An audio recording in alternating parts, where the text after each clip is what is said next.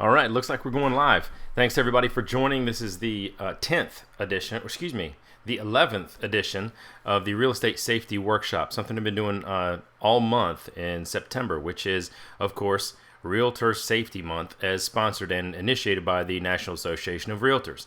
Now, before we get too deep into that, I need to tell you that I am not affiliated, other than a dues-paying member, with the National Association of Realtors or any other association, and they are not affiliated and not tied to me in any way when it comes to the content of this program. I have to make that very, very clear because they've contacted me on several occasions saying to stop using the trademark, even though I am a realtor. But anyway, moving on from that, today's topic is going to be a good one for most of you guys out there because it's some of the things that we hear about most often and some of the biggest fears and biggest concerns.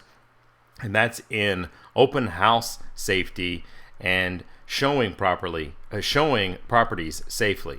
So these two areas are probably where most agents at least feel that they are at the most risk. And I would not argue with that point.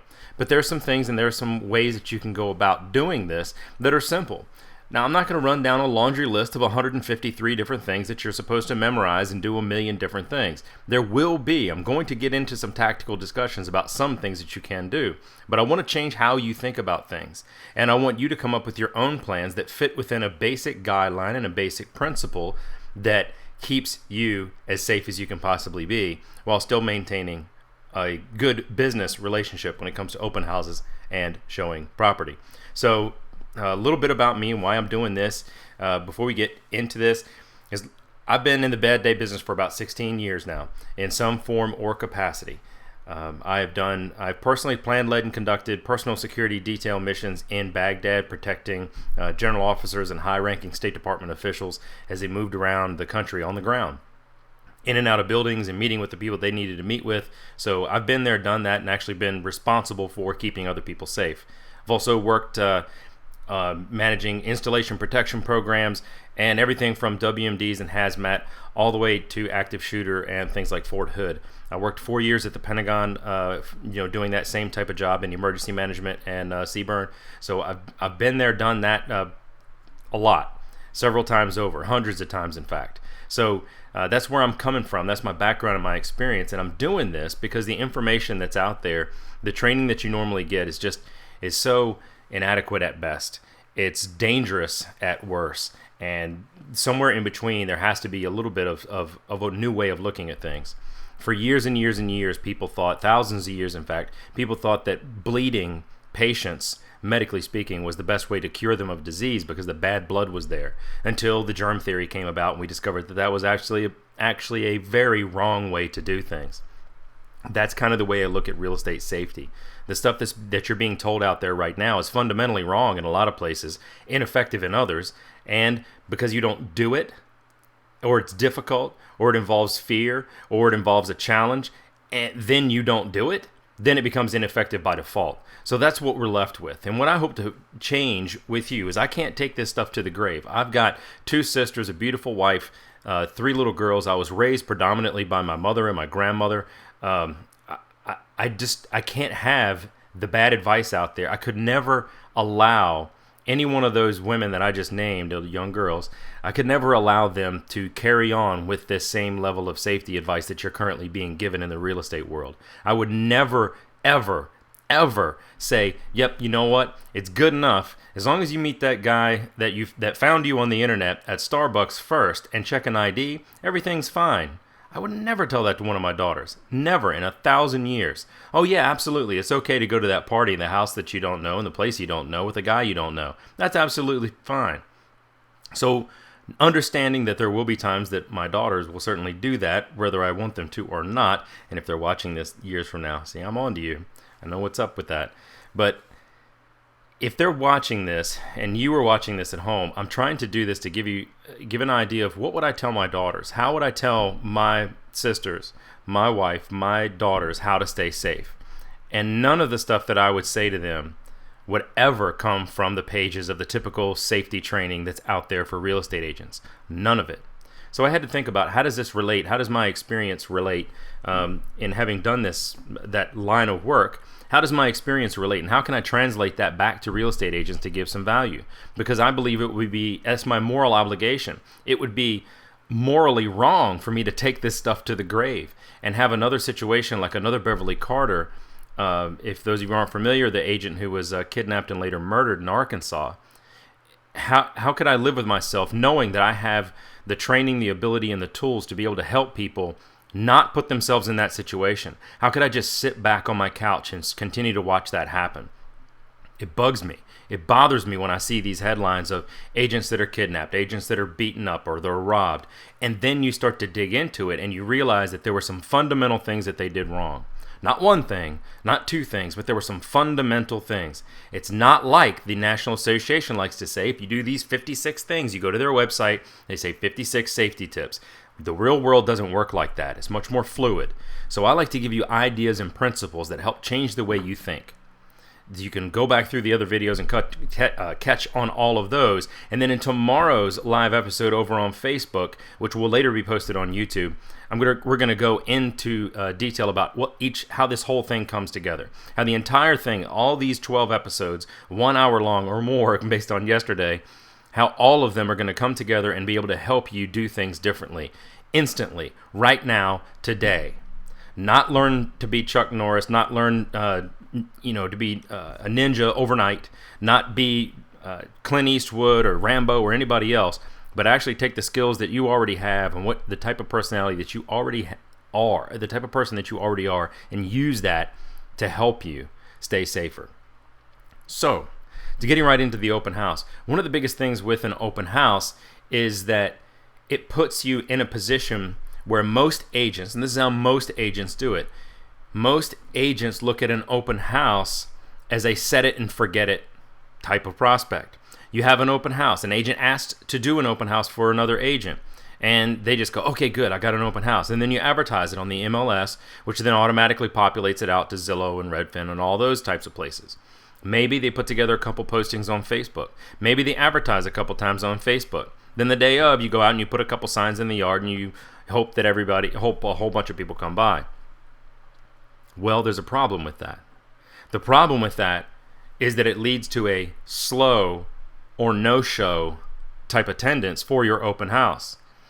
So the number one tip, the number one thing, the number one principle that you have to understand when it comes to open houses and safety is that a busy open house is a safe open house. Yes, that opens the door for some other things that could potentially go wrong, but as far as your individual safety, a busy open house is the best. Now, because you have a lot more people going through, and that's your goal, right? To generate interest and bring a lot of people through, particularly people who are interested in buying that particular property. That is the entire point, right? Yes, there's the aspect of lead generation. Yes, there's the aspect of getting potential listings or buyers from that eventually. But the point is to bring people through that open house to sell that open house, to sell that home. So if that's your purpose, and generating demand is how you get that, because remember, it's supply demand. You've got the supply that's limited and finite in that the home that you're trying to sell is the one that you're standing in. So how do you generate demand? How do you increase demand for that? Well, there's a lot of different ways that you can go about doing that. I've actually got another video that's been pretty popular on YouTube. If you check out Open House Safety Tips, I think is the best way to find it. It'll come up in the top 10. You'll see my lovely face in a very early video with some audio and video challenges, let's say, as we were going through. But nonetheless, there are some core principles in there and how you can make your open house a little bit better and a little bit more effective. But what I want to focus in on today are those aspects of an open house that revolve around safety. So the safest open house is the busiest open house. So what are some ways that you can do that rotated and involving safety? Well, consider shortening the time frame of your open house. You see so many open houses out there that are, hey, we're going to have an open house from 1 to 4 or 12 to 5 and all these ridiculous things. 4 or 5 hours at a time, sometimes 3. Consider shortening it to 2 hours or 1. If you do your open house for 1 hour, either at the beginning of the day, the beginning of the normal open house tour, or at the end, a couple things will happen. People will likely This isn't a guarantee, but it's likely that people who are out looking at open houses will schedule around that availability if that's a house that they want to see. If that's a house that they want to see, they will make it and build it into their schedule, because that's how buyers look at it. When I was a buyer, that's what I was looking at. I would look at the schedules of the open house, and then I would map them out and try and figure out where I wanted to go and when, based on where we were coming from, where we were headed to, where we were going to eat, all of those different types of things. So if you shorten that time all the way down to an hour or 90 minutes, 2 hours at the most, and you put it at the beginning. So let's say on Sunday, your open house runs from 12 to 2, and that's it. Or 12 to 1, and that's it. It's open for 1 hour. To the public, that can generate an enormous amount of demand for people who are focused in and want to actually see that house. So then, you've seen some other videos, and I talk about it a little bit in other videos that I have on our channel, about going out and having a private portion of the open house for neighbors and guests and things like that. This is also a good idea. So in addition to your 2 hours that you have open to the general public, maybe you have a half hour before, a half hour after, or an hour before, hour after, depending on the demand that you have, and then opening it up to neighbors and friends or existing clients. It's also a good idea if you have other listings to bring them through an open house of yours. Not necessarily if it's not the same comp, but you want to let them see what it is that you do and how you interact with the public and how you present other homes that you are working with. It's just a good idea. So you shorten that time frame, you increase the demand, you open up the private exclusive showing, however you want to name it, before or after. Now you have a 3-hour open house window like you normally would have. Only now, only now it's only open to the public for 2. So you've shortened the amount of time. And one of the big things that you'll hear going back through my videos previously is time, distance, and shielding. One, you want to shorten the amount of time in this case, which is the opposite of increasing the amount of time. But in this case, time is so important. You want to shrink the amount of time that you are at risk or that you would face a potential threat. So by shrinking that time, you allow yourself to focus in on that, on the reasons that you were there. And that's to sell that house, to generate leads, and all those good types of things, but not as a frightened little lap dog sitting over in the corner wondering what everybody does when they come in the house. So how would you know whether or not the house that you're looking at is even a house that's worth having an open house? This is a key element on this, because not every house is a good candidate for an open house. I love open houses. I think they're about the greatest thing since sliced bread, but because they do so many different things for you. Again, refer to that other video and get some more on that. But not every open house, not every home is a good candidate to have an open house. Sometimes, I live out in rural, that's very hard to say for me, in rural western Loudoun County. And, the houses are few and far between. We're on 3 to 5 acre lots or more. And a lot of times these are back on gravel roads and back in the woods, that kind of thing. So these are not always the best candidates for an open house. Certainly from a security standpoint, that has some severe limitations or some concerns that I would want to address. But if you have a very unique, if there's something down the end of that dirt road on that private wooded lot, if there's something back there that is unique enough to be able to drive traffic to it, then maybe that's a candidate. But you have to think about it in terms of, will people come and see this house, and why are they coming to see this house? Just because you have an open house, that's not enough of a reason. The only reason just to have an open house, open the doors and see what happens, is that if you happen to notice a whole bunch of other open houses in the area, or you're surrounded by new construction, for instance, because they're kind of always open. By the way, new construction has obviously seen the value in open houses, or they wouldn't do it. They wouldn't put people there 7 days a week if they didn't see some type of value. Not everybody puts it 7 days, but their hours there are indisputable. They're long. They're readily available at most construction sites and model homes. So if you're doing that, if you're just opening up to kind of catch the wave of that foot traffic as it comes and goes, well, that's one thing. I don't particularly care for that because it's not enough proactive effort on my part to be able to drive traffic to the open house, because I want to be able to drive specific people to that open house. And that's how you do that with Facebook, with targeted Facebook marketing, and actually market to specific demographics or your existing email list or your friends and family and neighbors. if you got a really interesting house out there and you know that one of your friends really loves real estate, really gets into the HGTV and the DIY shows and all that, invite them. Invite them to come out. Invite them to come out during the public portion of it. It doesn't really matter. The point is, you want people to come. You want a lot of people to come. Have your friends drop by. Have your neighbors drop by. Everybody drop by. Have somebody drop by and bring you something to drink. Bring you something to eat. But you should have all of those things readily available if you're doing a good open house, right? Yeah. So you want people to be there, and then you kind of want people to hang around while they're there. Because typically, generally speaking, the same as retail. The more time someone spends in a location, the more likely they are to buy, and the less likely they are to walk away. This has been true for retail forever, so this is one of the reasons why they try and keep you in the store with all kinds of different options for you to stay there. This is not a big secret why bookstores put coffee shops in them, because they want you to go get a book off the shelf, go get a cup of coffee, and sit down and start reading it, because the chances are better that you're going to walk out with that book at the end of the day. And oh, by the way, you also bought coffee. So think about these terms in general constructs of why you're doing an open house and what it is that you're trying to accomplish. Pardon me. So open house selection is important, and being able to focus in on a plan that drives demand, that drives foot traffic. Because if you're just setting it and forgetting it and putting something in the MLS and just waiting to see who shows up, like so many agents do, then you're setting yourself up for failure, both from a business standpoint and from a safety standpoint. So please don't do that. That just doesn't make any sense.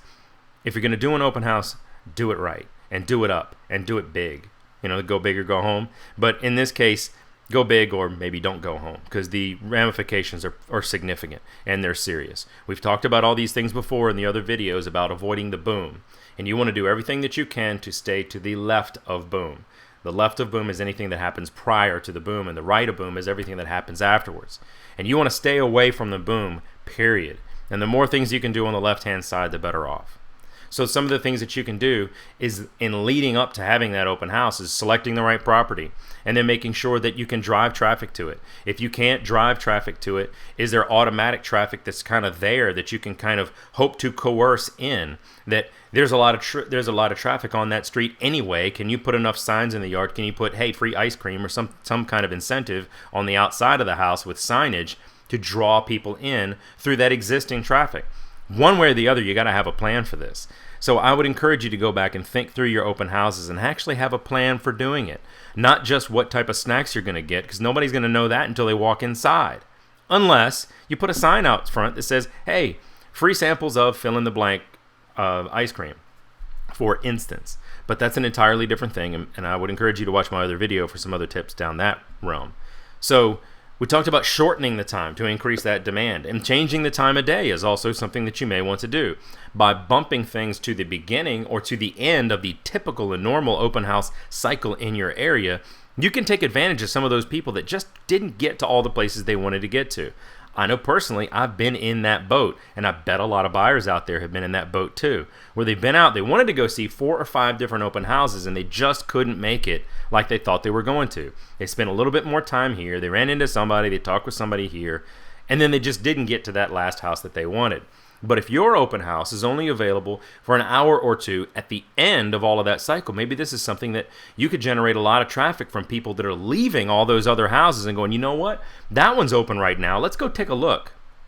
So these are just some strategies for you to think about. Some things that you need to determine what you're going to do and how you're going to run an open house for yourself. Then comes the other aspect of the before, and this is just like when you're researching clients. And you do your basic Google search, right? You get a name of somebody, and then you Google them. You see, well, who are all these people? Where do they live? Where do they come from? What's their story? Well, the same can be done for properties and neighborhoods. Now, there's a great website called crimereports.com. That's crimereports.com that you can go to, and you can kind of get some of these neighborhood activity reports. There's a number of other different websites out there, but I found that this one in fact, is the website of choice that our local sheriff's department, Loudoun County Sheriff, actually routes their. When you ask the Loudoun County Sheriff's Department where to go, they send you over to there, because that's their repository for such things. So if it's trusted by them, it's trusted by me. That's good enough. Now, you can look in there and you can see statistics for an area or for a region and kind of see what some of the things are. You also want to check out some of the crime blotters and some of the things that you have in your area. As soon as I say that, the Patch, that's the website. Patch is a very popular website, certainly in Northern Virginia, where you can check out your individual locality and you can check out what's going on. You can do a Facebook search. You can do a lot of different things to kind of get an idea of what's going on in the area. And by the way, on this, if a kind of creepy guy, somebody that comes through your open house and doesn't look quite right, doesn't act quite right, comes through, and then they leave and nothing happens, what do you do? What do you do typically after that? What I would encourage you to do and plead with you to do is to go to your favorite Facebook group, go to your favorite email list, go to your favorite forum, however you normally communicate with the bulk of agents in your area, and post information about that incident. It's also a good idea to talk to the local police about it, because you never know what could be happening. We had an incident last year of several burglaries and robberies that were taking place during open houses, and the guy was stealing stuff out of the open house while the agent was there but didn't see it happen, that type of thing. And they caught the guy, because a lot of agents, all of a sudden, you saw this stuff show up. And then somebody said, yeah, that guy came into my open house last week. Yeah, I saw him too. Where were you? I was in Manassas. Where were you? I was in Leesburg. Wow, this guy's got a big range. Anyway, that's kind of the example of how the story went down. But a bunch of different agents started popping up, and next thing you know, it wasn't very long after that they caught the guy, and he was arrested and charged. And I'm not sure what happened with that case when it comes to court, but I know that he was stopped from doing that. And the only reason he was stopped from doing that is because a lot of agents spoke up and said something. I hate that little line, you see something, say something. But the point is, the accuracy and the need to do that is important. Post it out there and say, hey, look, I saw this, just didn't feel quite right. So putting it out there for everybody else, just be on the lookout. Then it gives you an opportunity for everybody to comment on that particular thing. If you see somebody else post a comment like that, and you're like, hey, I think that guy may have come to my open house, please put a comment in that, especially on Facebook, because the more comments you get, the more people will see it, the more it'll be out there. Because what you don't want to do is, if you have a known threat or a known risk or a known guy in the area that's doing creepy stuff and making people feel uncomfortable, you need to notify other folks. I mean, that's just, again, that's the right thing to do, because like I'm doing this, I personally feel that would be morally wrong to keep that a secret and to not help out your fellow man or fellow woman. I'm not trying to be gender specific, but that you would not help out your fellow agents and your fellow human beings out there by telling them what you saw, so that they could avoid a similar situation or avoid a problem in their own lives. So that's a quick aside on that. But research the neighborhood. You can also do things like contacting the neighborhood watch. You can look up neighborhood watches in most areas and most localities. If you don't know, you can normally call your local law enforcement. They should be able to put you in touch with a point of contact or a person that you can find. Sometimes you can just Google your way to this. Sometimes there's a Facebook group. Sometimes there's somebody else that you know that lives in that neighborhood. Maybe you can ask the homeowners, hey, who runs the neighborhood watch association? So these are just some things, and you can reach out to those guys. And why not reach out to the neighborhood watch folks and say, hey, look, I'm hosting an open house in your area, and the safety of the houses and the people in this area means a lot to me, and it would be really helpful if you stopped by. I'm not trying to sell you anything. You don't just come in and say who you are. If you're talking to an individual, you say, look, you can come in. You don't have to sign in. You don't have to do any of those types of things. You come in and just, let me know who you are, and I would appreciate you just stopping by. Because what we want to do, we have the same goal. We want to keep the neighborhood safe, and we want it to be safe for the current owners as well as any future owners down the line. And, maybe you win, maybe you don't. Maybe they come by, maybe they don't. But at least you've reached out and you've made yourself known that you're having an open house at a certain point in time, and that you were requesting the help of a neighborhood watch. This is also something if you have a neighborhood, you have a farm, so to speak, and there is a neighborhood watch in the area, and you do a lot of open houses. Well, you should really work to develop that relationship with the neighborhood watch folks so that you get some type of a presence. You might be able to get a sticker or a sign that you can put in the yard saying that this open house is monitored by the Neighborhood Watch Association. I mean, these are some types of things that you can really consider when it comes to doing your open houses. It doesn't take a lot of effort. It just takes a little bit of what would be a good thing, isn't that contacting people and neighbors who care about the homes, the homeowners, and safety in the neighborhood. Just seems to make sense. So then I briefly touched on it. Excuse me. But the next thing I want to talk on is the safety aspects of signage. So a lot of signs are good because it draws a lot of attention, and you want a lot of attention. You want a lot of attention. It sounds somewhat counterintuitive, but when it comes to your own personal safety, what you don't want is a vacant open house with nobody but you in it. And then people driving by, bad guys driving by and seeing that it's only you and it's always only you. What you want to do is you want to have that thing that everybody's looking at. Why? Because the bad guy's not going to want to park their car in the driveway or on the street and then have a whole lot of people who are distracted by all the flags and all the things that you've got going on in the yard. You want eyeballs on that house, even if they don't come in. Because, like, for the same principle that is meet in a public place, because bad guys don't want company and don't want witnesses, for the same reasons that principle is sound, having a very noticeable front yard and signage leading up to it is also a very good thing. Because what you'll find, and I guarantee you know this, but you'll see people that will follow those open house signs, whether they're interested in buying or not, but they'll follow those open house signs and drive by the property while you're sitting in it. Now, the tendency is to go, hey, who is that driving by? Are they bad guys? Are they trying to do something? I don't know, maybe not. Not trying to give you a definitive answer one way or the other. But the more people that are coming by the open house, the better off. If if the bad guy is casing the joint, terrible Hollywood term, but you get the point, you get the idea. If a bad guy's looking and surveilling over your property to try and figure out whether this is a good place and a good time to go in and do something bad to an agent, and there's constant traffic coming by because people are just driving by, looking at the signs and seeing what's going on, that's a good thing. That is a good thing. The part about meeting in public doesn't work from a safety standpoint outside of that principle of getting a lot of eyeballs, because when you meet somebody in public, it's not important where you meet them. It's important where you end up. Because you can meet somebody at a Starbucks or in your own office and still end up in the trunk of their car or buried in a shallow grave behind a concrete plant.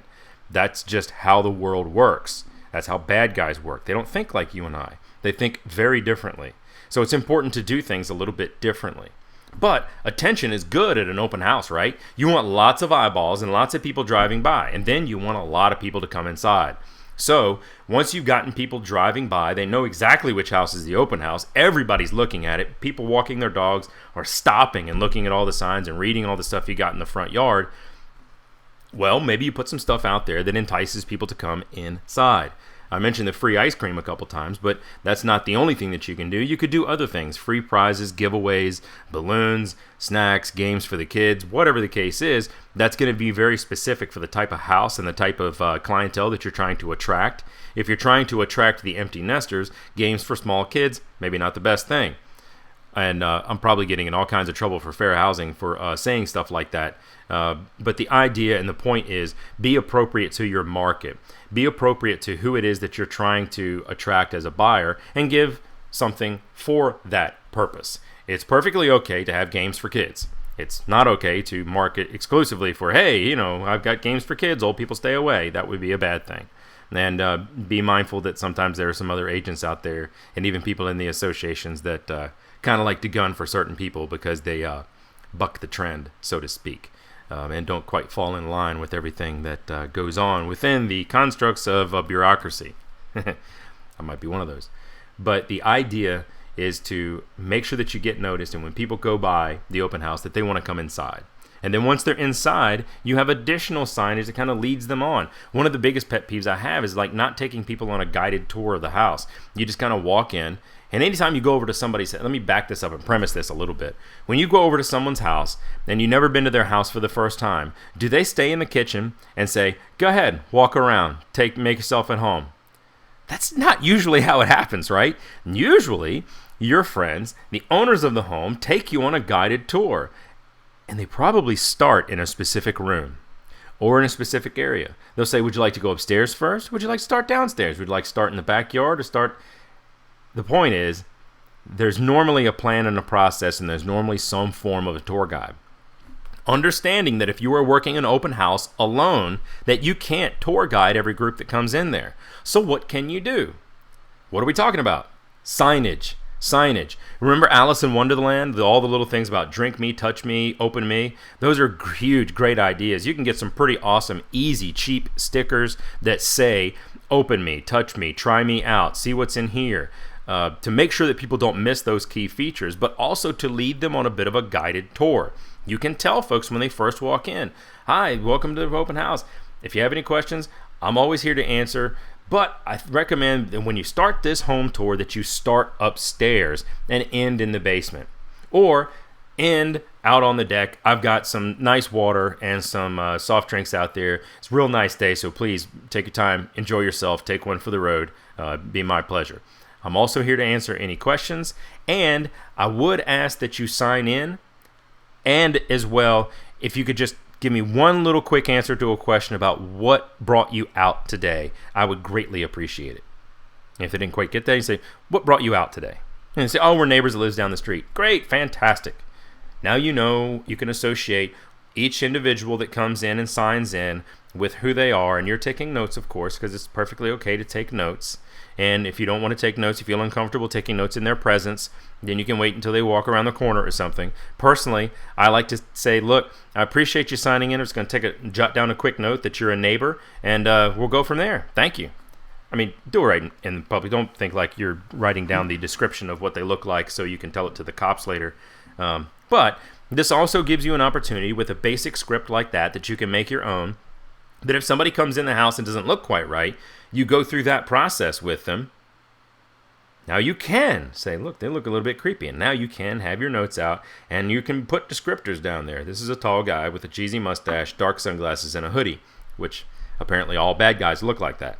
But the idea is you can actually write these things down. It'll help you remember who is who. And then when you do your follow-up later on, it'll help you be able to associate something specific back to that individual that came through the open house, which would, of course, be helpful. When you see the name out there, you can count the couples that come through, count the people that sign in. You can say this is 1, 2, 3, 4, because you can see the list. You're not hovering over top of the sign-in roster, but you can see it. It's right over there on the kitchen counter, on the kitchen table, in the dining room, wherever you have it, front door, wherever you have it. You can see it. You can kind of check in and walk by periodically and see how many people have signed in. You make your notes according to the number, 1, 2, 3, 4, 5. It may be accurate, it may not. You may have to adjust it, but it's better than just sitting there and going through the motions and figuring out what happens, because this is good for your business and this is good for your safety. If something were to happen, if you were to discover that something was taken, something was stolen later on, which is something we haven't really talked about up to this point, you will have a better way of helping catch the people who took the stuff, because you'd be able to say, well, these people came through and not likely to be them. They came through with 2 kids or whatever the case might be. Or this guy actually asked a question about that specific room where the item was stolen from. That would be a great thing to tell law enforcement when they start their investigation after something comes up missing. So you got to think about what it is that you're doing in an overall construct of time, making the most use and value out of your time. You can also make simple gestures and simple things that you can say to kind of keep people moving through the house. It's like, look, there's a lot of people here, and in the interest of having everybody feel like comfortable and welcome, I ask that you wouldn't spend a whole lot of time in each individual room, or if you see somebody else come in, go to another section, and then go back. You're welcome to go back and stay as long as you like, but in the interest of everybody being able to feel themselves kind of living here and what it's like to allow them to picture themselves living here, I would ask you just kind of, not travel in big gaggles or groups. Now, you might work on a better script than that, but I've found the direct approach to be a little bit better. That's me personally. That's more my personality. You might have a different way of doing it. But the idea is now you keep people and keep things moving along. So you tell everybody that, hey, there could be people, just because those folks that were in the room when I walked in moved down the hall, it doesn't mean that they're not waiting on me out in the hall to come right back in. Now, if a bad guy is in there trying to take something or wants to get a little bit of moment in time to dig through the medicine cabinet, they're less likely to do that when they have the idea that the people that just left that room could be coming back at any second, or that so many people have been coming in and out of this open house that anybody could walk through that door any minute. Just an idea.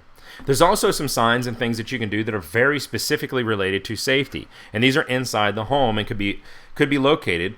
One of the best ways to do this is if you have that a binder or a notebook where you're having people sign in. On one half of the sheet is your sign-in roster. On the other half is a notice. One, you have a lot of different disclaimers and things that you want to be able to put on there. But in nice big fat bold letters, you want to put something to the effect of, if you've done this, or whatever is appropriate, but this home is being monitored by the neighborhood watch, blah, blah, blah, blah. And then you can add some specific information.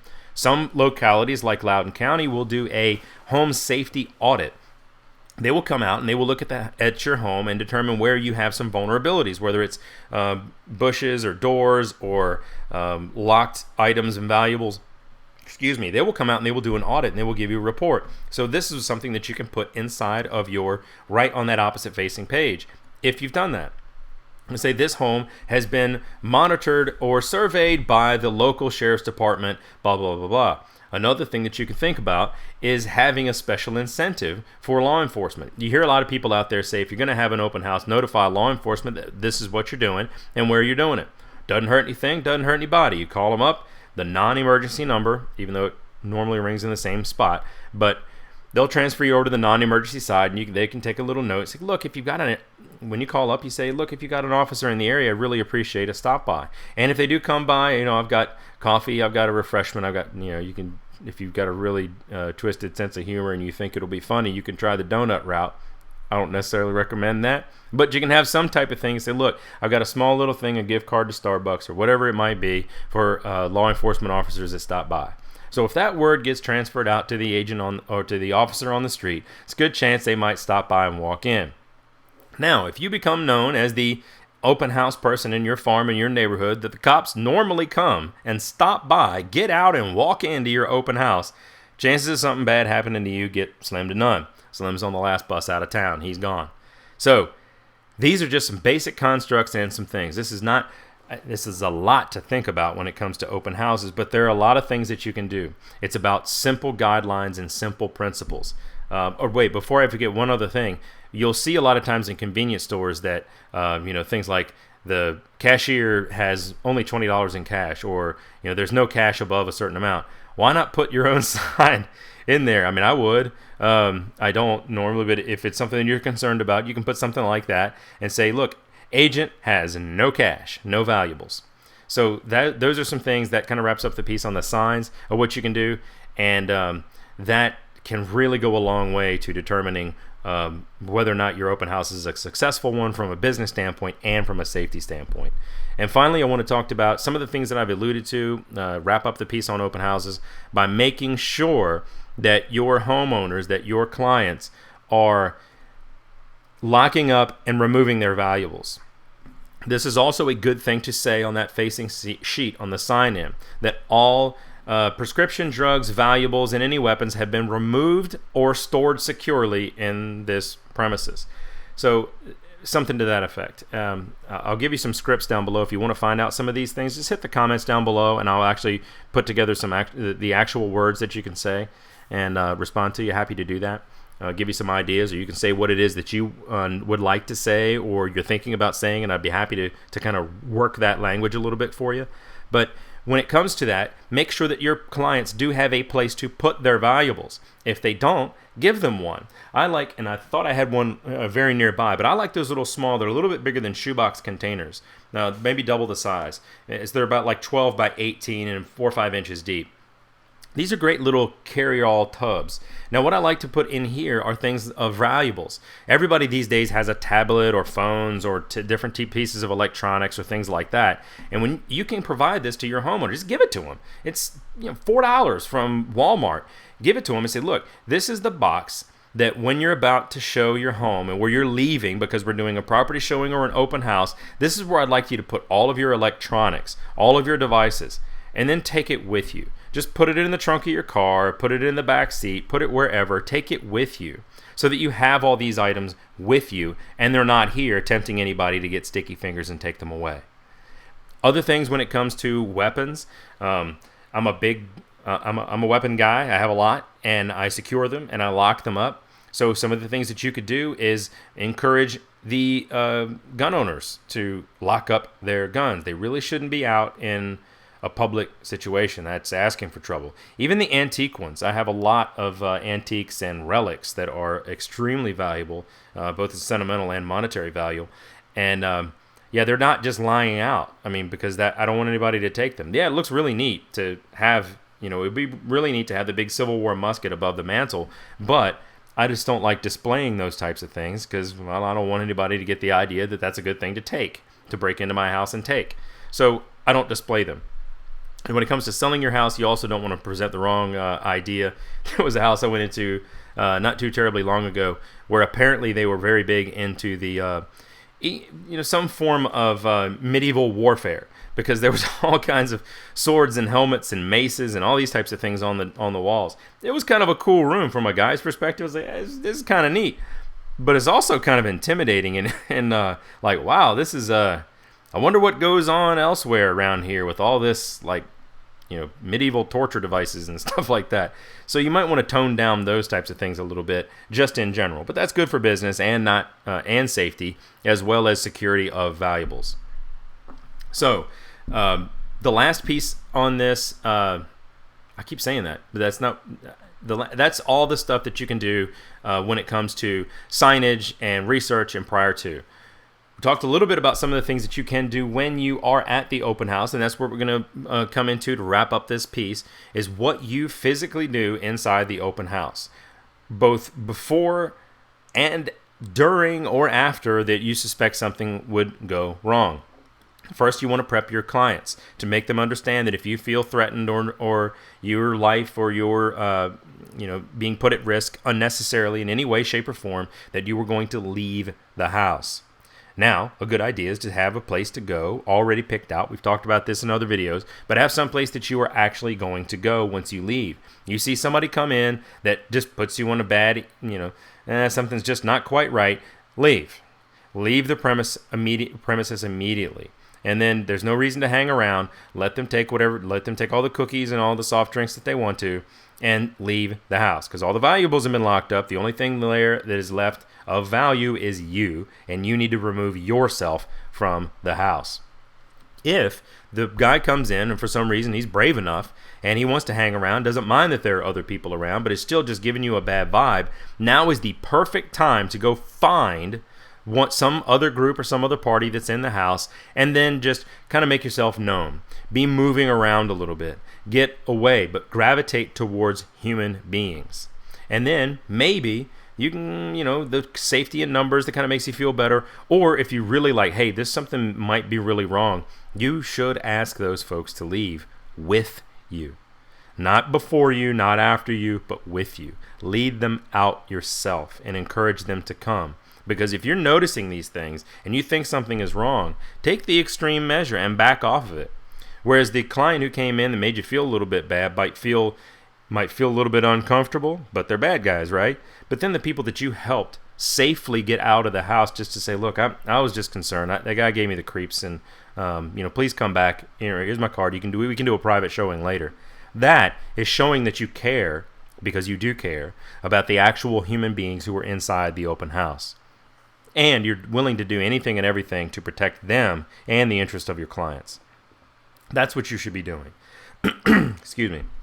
So when it comes to what you do when you meet people in the house, typically most agents in an open house meet in meet in the kitchen. You're sitting there in the kitchen, ready, and you're greeting people as they come in. Well, the problem with that is that you are in a very predictable spot. You're in a spot that most people can anticipate that, hey, this is where you're going to be, and this is what you're going to be doing while you're there. And then you're going to ask certain questions. Hi, thanks for coming out. Do you have any questions? And then I'm just going to be over here if you don't. So we talked about that in my other open house video. Again, the link's going to be below. But I want you to pay attention to how it is that you interact with people as they come in. Time, distance, and shielding.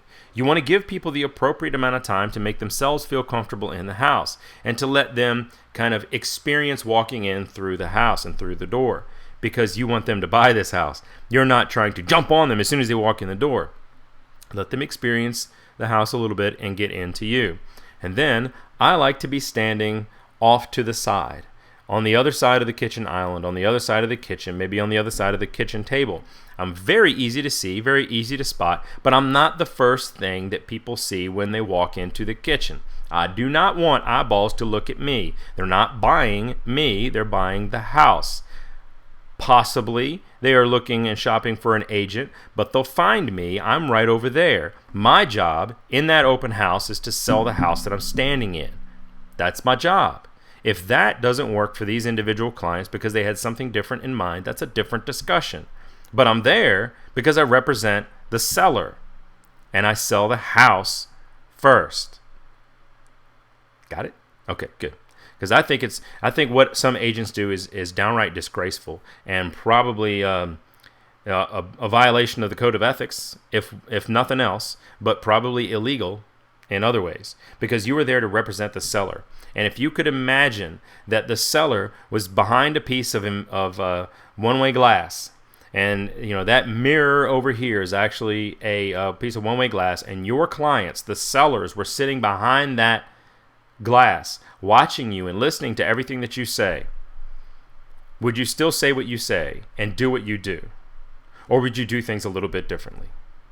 I think a lot of agents would answer that question that they would do things a little bit differently. So I'm asking you to think about that from a terms of a business standpoint, what's morally and ethically correct from a business standpoint, and I just schwacked my mic here, and also from a safety standpoint. So if you are standing off to the side, you've given the clients time to walk through and time to enjoy themselves in the home and picture themselves living in the home for a while so that they can get a better idea and scope of whether or not this is a house that they want to buy. Good. Now you've also given some distance between you and them. So if it's a bad guy that walks in the house, you're on the other side of the kitchen. You're not the first thing that they see, the first thing that happens when you walk in the door. You've given yourself time to assess who these people are, because you can see them as they come into the kitchen probably before they can see you, but it won't take long for them to see you. Don't jump out behind the countertop or behind the corner or out of the pantry, but be visible just off to the side. You are not the main attraction. Then this gives you the opportunity to observe the mannerisms of body language and all those other kinds of subtle clues that you do not need advanced training on. You just need to watch human beings be human beings. Watch and observe them and see how it is they interact. If they don't notice you, perhaps speak up, but not in a, hey, I'm over here. Be gentle. Be appropriate. Announce yourself. Introduce yourself. I'm bad at this. I don't often say my name. I don't think I've said my name at all in this video, but I'm bad at that. I don't introduce myself and say my name. I just kind of jump right in and try and get the conversation started. So I have to work on that continuously. But the idea is I've given them the time, I've given myself the distance, and there's shielding. There's stuff in between me and them. There's a countertop, there's a table, there's a chair, there's something. They can't beeline straight for where I am. So if it's a bad guy and they come into the kitchen, they notice me, and then they go straight for me, well, there's going to be something in their way, and then I'm going to be able to move around and get out the other way or do something to that effect. So time, distance, and shielding. You've heard that is repeated throughout the other videos about how that basic mechanism works in so many different constructs. But time, distance, and shielding. So those are some of the ways that you can look at getting into your open house with a new mindset, a new way of doing things, a new set of principles and guidelines that can help you do what it is that you need to do, which is do things well from a business standpoint and do things well from a safety standpoint, because those are two things that you absolutely have to keep together. The one big limitation that a lot of these safety procedures have, particularly things like meet at the office, check IDs, fill out this form, and all that stuff, is that the FOMO principle, the fear of missing out. So many agents are worried that they're going to lose a client, that they're going to lose somebody to another agent, that something's going to happen, that that these clients are going to walk away. They're not going to talk to you. They're not going to want to do anything. Now that makes obvious bad business sense if you think those things, or especially if those things are true. If it's a very high demand and high turnover area, and this client is shopping agents, then yeah, they may very well go with somebody else who is a little bit more accommodating to their schedule. It doesn't mean you have to bend to them, and it doesn't mean you have to, stay up late at night, drinking yourself to sleep to try and work to get past it. What it means is you need to start doing things that make sense from a business standpoint and a safety standpoint. And when it comes to an open house, having a busy open house, generating lots of demand and getting lots of people through that house does a great service for your clients. It is a massive service to say, hey, we had 40 people come through the open house in 2 hours. Yeah, it was kind of crazy. I got a couple agents that called me later on and said that they're working on offers. I had one couple that said that they were considering it. I'm going to follow up with them today and through the next couple days, and I'll let you know how this whole thing works out. Or you can say, I don't know, I put a sign in the yard and nothing happened. Nobody came by. It was a really slow day. I think it's because of the weather, or I think it's because of, it was because of the sports team that lost the other day. And, well, everybody was at the game. Or, a lot of people in this area like to go to church. I mean, we make up all these excuses for why there's nobody at our open house. But fact of the matter is, people who are truly interested and truly want to come see that open house will try and rearrange their schedules. So if they're rearranging their schedules, consider compressing and moving the time of your open house so that you make yours the priority, because they have to choose it. They're like, if I want this is that scarcity mentality or scarcity idea when it comes to marketing. If they want to see your home, if they want to see the open house that you're in, they want to see that property, then the only time to do that is between the hours of 12 and 2. Or between 4 and 5, or whatever you determine is the best for your area. By the way, that might also change for the season, depending on daylight hours and things of that nature, so keep that in mind. And then commuting considerations and all that kind of good stuff. But maybe, just maybe, you can do some of these things that help your business. And by helping your business, you build in the ability to say no. And the more that you can say no to bad things and meeting with bad people, the better off you're going to be. So I hope this helped. If there's anything that you would like to add, if you've got tips that you've used and things that you've done in the past that have worked out really well, please include these in the comments. Here we are a couple years out, and 17,000 people have watched that other open house video, and somewhere in the neighborhood of 300, 400 thumbs up. I don't know, a lot.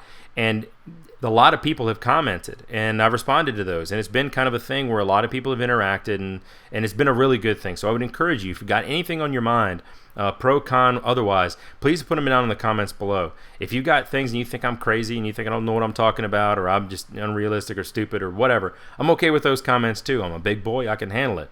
And I guarantee you, think about everything that you say, good, bad, or indifferent, because the only way that I can improve myself is by addressing those things that other people see in me. If you think that I'm too harsh, too mean, too stupid, too bald, too whatever, I have to consider that, because that's where you're probably not the only one that thinks that. And I have to think about whether that's something I can change or whether it's something I can't. The good old serenity prayer. Give me the courage to change those things that I have control over and the strength to deal with those things that I can't. But I hope this has been helpful for you. If you got questions, comments, leave them down below. If you'd like to learn a little bit more, I've got a link down below to get some more information on this, to sign up for a little bit of a mailing list, because what I'm going to do is I'm going to pull out some of these things and I'm going to condense them into something that you're not going to be able to get anywhere else. And I don't want to put those out just in general to the public, because I don't like sharing all the super secret squirrel tips with the bad guys. That just doesn't make any sense. So I'm not charging anything. There's no cost for any of these things. But if you'd like to get some more information, go down below, click on these links, and let me know how I can help, because I've got the training, I've got the experience, I've got the knowledge in the personal safety world and the real estate world. So I'd love to help you out. It would be my honor, my privilege to wake up every day and see that nothing has happened and agents are staying safe and they're not scared doing their jobs. That would make me a happy man. But hope you had a good time with this. Hope you learned something. Let me know how it works out, and we will see you next time. Now if I could just find the button where I turn this thing off. Thanks, everybody.